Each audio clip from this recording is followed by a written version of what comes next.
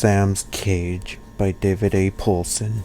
Chapter 7, page 75. Eddie had begun to wonder how much longer he could hold out. It had rained most of the night, and the third night in a row. No rain had actually found its way into the shed, but the place was even colder and clammier than usual. He was afraid if it didn't warm up soon, he'd freeze to death. It might be months before they found his body, still frozen solid in a curled-up pile on a piece of cardboard advertising Xerox photocopiers. He could hear noises in the night, too. They seemed to be all around him.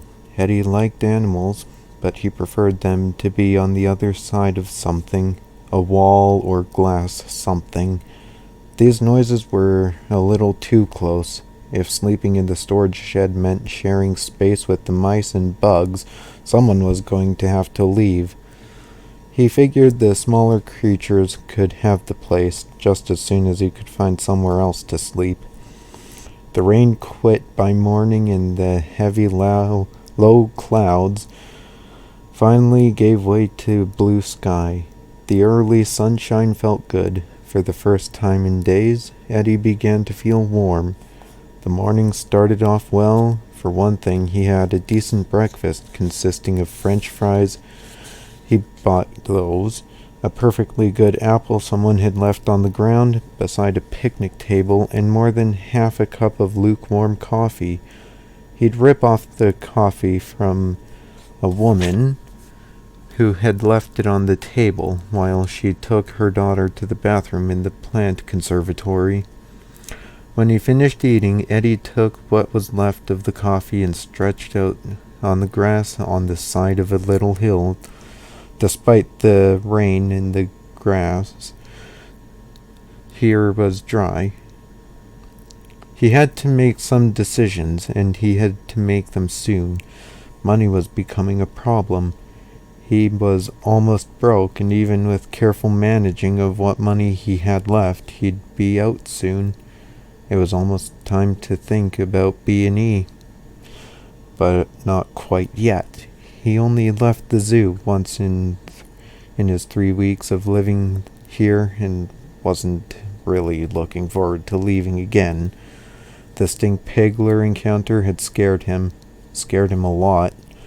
He was stretched out with his arms under his head, almost as a pillow. It felt good to be warm, and he was almost asleep. He didn't hear or see Jack Sim approach. "Doesn't look to me like you did a lot of planning before you ran away," Jack said, then threw a sleeping bag down beside Eddie. "Maybe you can use this." Eddie sat up. Yeah, I can use it. Thanks, but don't you... "You know the little stream on the other side of the dinny?" Jack interrupted. Eddie looked over in the direction of the dinny. The huge life-size model of a brontosaurus that had acted as the zoo's unofficial symbol for more than 40 years, and still is. The first time Eddie had seen Dinny, he'd calculated that a pickup truck would pass under the dinosaur's belly without touching. "Yeah, I know it." "Along the west bank, about halfway down between Dinny and the walking bridge that goes over the stream, there are a couple of good places to sleep, dry out of the wind and hidden so nobody will see you unless you get careless. Better than where you're sleeping now. Take a look." That was it. Jack Sim had said what he'd come to say, and he walked off. It was almost as if he'd read Eddie's mind. Eddie wondered if he should tell him thanks for the advice, but that he was fine where he was. But inside, he already knew that as soon as it was safe, he'd check out the place Jack had told him about. Eddie watched the strange man go, and then moved the sleeping bag so he could rest his head on it. He fell asleep almost instantly.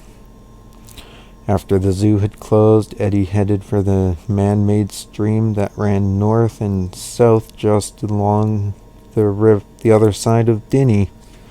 He took his time, making sure that no one was in the area before hopping the waist-high chain-link fence that bordered the stream. He was glad the fence was there. It would discourage people from trying to get close to the stream bank to get a better look at the birds that resided there. They were mostly duck and geese, although some were pretty exotic looking. He dropped down on the other side of the fence and tried to blend in with the shrubs and small trees that grew along the banks. The birds didn't seem to appreciate the visit, and he moved as slowly and quietly as he could to keep them from getting too upset. A bunch of frantic bird noise might bring one of the zookeepers or a security type to see what's going on. It wasn't long before the ducks and geese calmed down. They'd probably seen a lot more people than birds in the wild do. After a few minutes, they didn't pay any attention to him at all. Eddie looked around and smiled. Jack Sim had been right. In fact, the place was even better than Eddie had imagined, with the trees and shrubs that grew on both sides of the stream. People walking by just a few feet away wouldn't be able to see him, and it would be even better in the summer when the trees leaved out. But the best part was the bed. He found it right away. It wasn't really a bed, but after the storage shed it might as well have been. About midway between where he had hopped the fence and the little bridge was a ledge that jutted out a couple of feet over the water. Underneath the ledge, the bank cut away into a little opening about as wide as two of Eddie and a little longer than his height. It was perfect. As soon as he saw it, he knew this had to be the place Jack had talked about. He'd be sheltered from the wind and the rain, and most of all from people. The only tricky part was getting in and out of the little space. He had to shelter it in from one end, feet first. He took a look around to make sure no one was watching and got down on the ground to work his way inside. It wasn't easy, but he thought he'd get better with practice. As great as it looked from the outside, it was even better inside. The floor of the space was soft, mostly moss and old pine needles. When Eddie was inside and stretched out it reminded him of camping, except this was better than a tent. A lot better.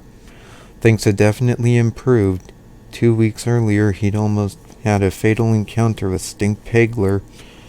Now here he was, relaxing in about the best place he could ever remember being. Lying there, Eddie felt happier than he'd been since Steve moved in with his mother. Of course, there was still Jack Sim. What if he was a pervert?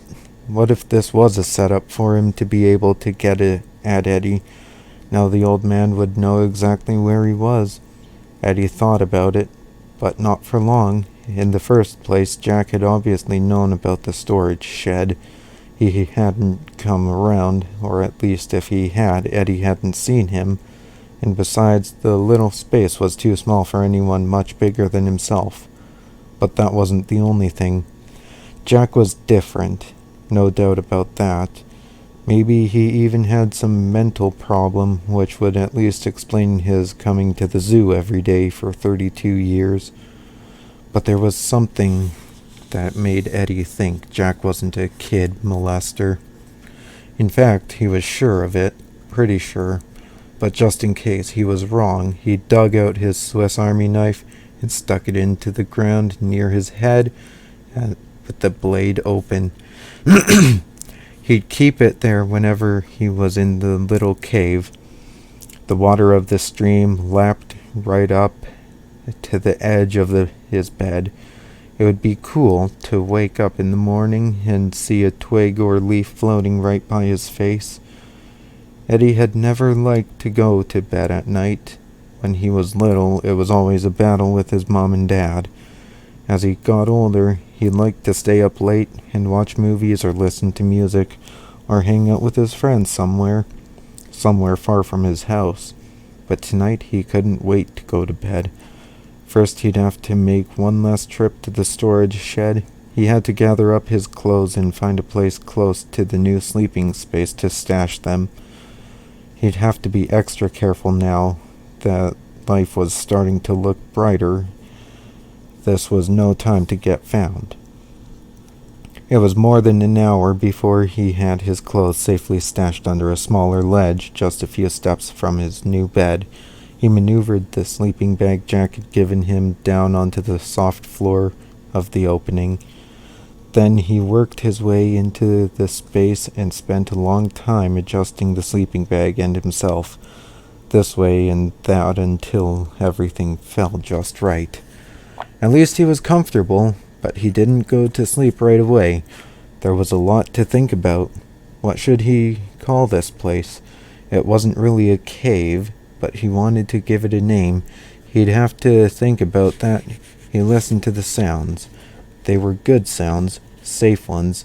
The ducks and geese were making little night noises, and he could hear the water gurgling softly right next to him. Once he was sure he heard some animal walk over the ledge right above. He couldn't tell what it was, probably something small. That made him think about what could happen if one of the zookeepers forgot to lock an enclosure. Like, say, the lions. Eddie had quite a few weird thoughts that night.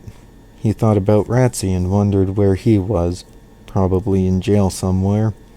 Eddie fell asleep, wishing Ratsy could see the place he was in at that moment.